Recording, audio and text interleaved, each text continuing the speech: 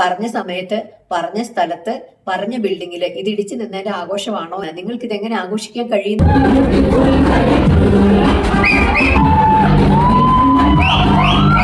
എല്ലാവർക്കും നമസ്കാരം. പുതിയൊരു വീഡിയോയിലേക്ക് സ്വാഗതം. ജൂൺ 12-ാം തീയതിയാണ് ലോകത്തെ മൊത്തം നടുക്കിയ വിമാന അപകടം ഉണ്ടായത്. അതായത് ഈ മാസം 12-ാം തീയതി. അത് വലിയൊരു ദുരന്തമായിരുന്നു. ഒരുപാട് പേരെ കണ്ണീരിലാഴ്ത്തിയ, ഒരുപാട് കുടുംബങ്ങളുടെ അത്താണി നഷ്ടപ്പെട്ട, ഒരുപാട് കുടുംബങ്ങളുടെ സഹോദരങ്ങളെയും പ്രിയപ്പെട്ടവരെയും നഷ്ടപ്പെട്ട ഒരു ദുരന്തമായിരുന്നു. ഇതിന്റെ അപകട കാരണം ഇതുവരെ പുറത്തു വന്നില്ല. എൻഐയും ഇന്ത്യ ഗവൺമെന്റ് ഏർപ്പെടുത്തിയിട്ടുള്ള പ്രത്യേക ഫോഴ്സും ഇതിന്റെ പിന്നിൽ പരിശോധന നടത്തി വരികയാണ്. ഇങ്ങനെ വിമാനം കത്തിയത് കൊണ്ട് തന്നെ പലരെ തിരിച്ചറിയാൻ സാധിച്ചിട്ടില്ല. എയർ ഇന്ത്യ മരിച്ചുപോയവർക്ക് ഒരുപാട് രൂപ വാഗ്ദത്തം ചെയ്തിട്ടുണ്ട് എങ്കിലും അത് മരിച്ചവർക്ക് പകരം ഒരിക്കലും ആകില്ല. എന്തൊക്കെ കൊടുത്തു എന്ന് പറഞ്ഞാലും, ഈ ഭൂമിയിൽ എത്ര സമ്പത്ത് കൊടുത്തു എന്ന് പറഞ്ഞാലും, എത്ര നല്ല സൗകര്യങ്ങൾ കൊടുത്തു എന്ന് പറഞ്ഞാലും മരിച്ചവർക്ക് പകരമാകില്ല ഒന്നും. അവരുടെ പ്രിയപ്പെട്ടവർക്കോ അവരുടെ ബന്ധുക്കൾക്കോ ഈ മരിച്ചതിനെ പകരം വെക്കാൻ വേറൊന്നിനെ കൊണ്ടും പറ്റില്ല. അതുകൊണ്ട് തന്നെ ഇത് ഇന്നും കണ്ണീരായി തന്നെ തുടരുകയാണ്. വിമാന അപകടത്തിന്റെ കാരണം എന്തെന്നറിയാൻ ഒരുപാട് പേരാണ് വെയിറ്റ് ചെയ്തിരിക്കുന്നത്. എന്ത് കാരണം കൊണ്ടാണ് വിമാനം പറന്ന ഉടനെ തന്നെ അപകടത്തിൽപ്പെട്ടത് എന്നറിയാൻ വേണ്ടി ഇങ്ങനെ എല്ലാവരും കാത്തിരിക്കുന്ന സമയത്ത് തന്നെയാണ് എയർ ഇന്ത്യയുടെ ഉദ്യോഗസ്ഥർ ഒരു DJ പാർട്ടി അറേഞ്ച് ചെയ്ത് പാർട്ടിയിൽ പങ്കെടുത്തുകൊണ്ടിരിക്കുന്നത്.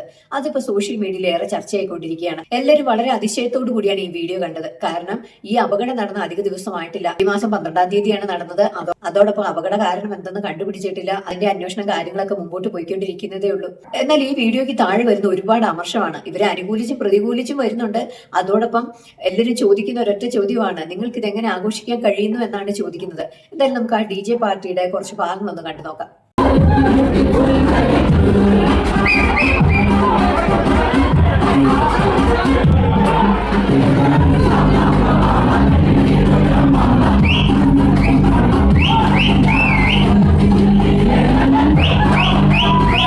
സോഷ്യൽ മീഡിയയിൽ പ്രചരിച്ച ഈ വീഡിയോയുടെ താഴെ വന്ന ഒരു കമന്റാണ്, ഉദ്യോഗസ്ഥന്മാരെ അച്ചീവ് ചെയ്തതിന്റെ ആഘോഷം പങ്കിടുകയാണ് എന്നാണ് പറയുന്നത്. അവരുടെ ജേർണിയിൽ നാഴികക്കല്ലായ പല കാര്യങ്ങളും അവിടെ നടന്നു.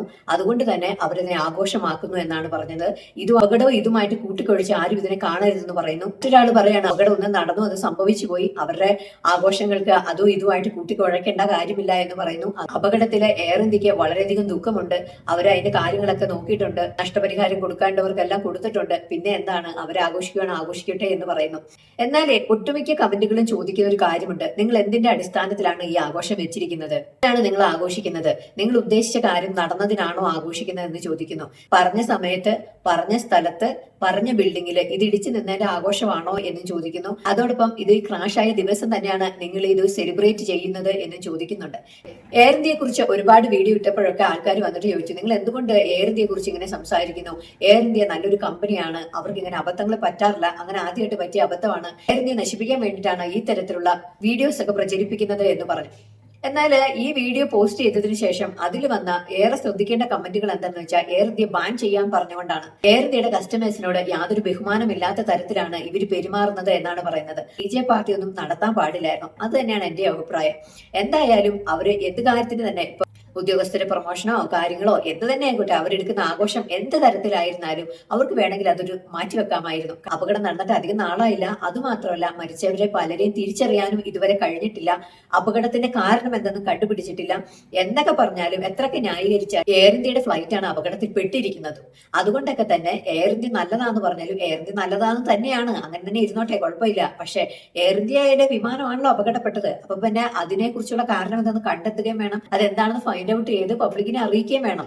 അപ്പൊ ആ കാര്യങ്ങളൊന്നും നടക്കാത്ത സ്ഥിതിക്ക് എയർ ഇന്ത്യനെ കുറ്റം പറയുന്നതിൽ തെറ്റൊന്നും പറയാൻ പറ്റില്ലല്ലോ. ഇതിന്റെ ഇടയിൽ ഈ DJ പാർട്ടിയുടെ വന്നതോടുകൂടി എല്ലാവരും എയർ ഇന്ത്യക്കെതിരെ സംസാരിക്കാൻ തുടങ്ങി. സാധാരണഗതിയിലൊക്കെ നമ്മുടെ വീട്ടിൽ ആരെങ്കിലൊക്കെ മരിച്ചാല് നമ്മൾ ആഘോഷങ്ങളൊക്കെ മാറ്റിവെക്കും. അങ്ങനെയല്ലേ, കല്യാണങ്ങളോ എന്തെങ്കിലും കാര്യങ്ങളൊക്കെ എല്ലാവരും മാറ്റിവെക്കും. അവരുടെ കമ്പനിയുടെ ഒരു ഫ്ലൈറ്റ് ആണ് അപകടത്തിൽപ്പെട്ടത്. അതിന്റെ കാരണമെന്ന് വ്യക്തമായിട്ടില്ല. മരിച്ചവരെ പലരെയും തിരിച്ചറിഞ്ഞിട്ടില്ല. ഇവർക്ക് ഈ ഒരു ആഘോഷം ഹോൾഡ് ചെയ്ത് വെക്കാവുന്നതായിരുന്നു. അത് മാത്രമല്ല, ഉറ്റവരെ ഉടയവരെയൊക്കെ ഒന്ന് അവസാനമായിട്ട് അവരുടെ മുഖം ഒന്ന് കാണാൻ പോലും കഴിയാതെയാണ് പലരും കരയുന്നത് പോലും. അവസാനമായിട്ടൊന്ന് കരഞ്ഞ് ഒന്ന് അന്ത്യചുംബനം കൊടുക്കാൻ പോലും അവരെ കൊണ്ട് സാധിക്കുന്നില്ല. അതിന്റെ ഒരു വേദന എന്തെന്നൊക്കെ പറഞ്ഞു കഴിഞ്ഞാൽ നമുക്ക് ഊഹിക്കാവുന്നതേ ഉള്ളൂ. എത്ര കഷ്ടമായിരിക്കും ആ ഒരു സിറ്റുവേഷൻ എന്നത്. എന്റെ ഒരു അഭിപ്രായമാണ് ഞാനിവിടെ രേഖപ്പെടുത്തിയത്. എന്തായാലും നിങ്ങളുടെ അഭിപ്രായങ്ങളും നിർദ്ദേശങ്ങളും കമന്റ് രൂപേണ അറിയിക്കും. മറ്റൊരു വീഡിയോയിലൂടെ കാണാം. ബൈ.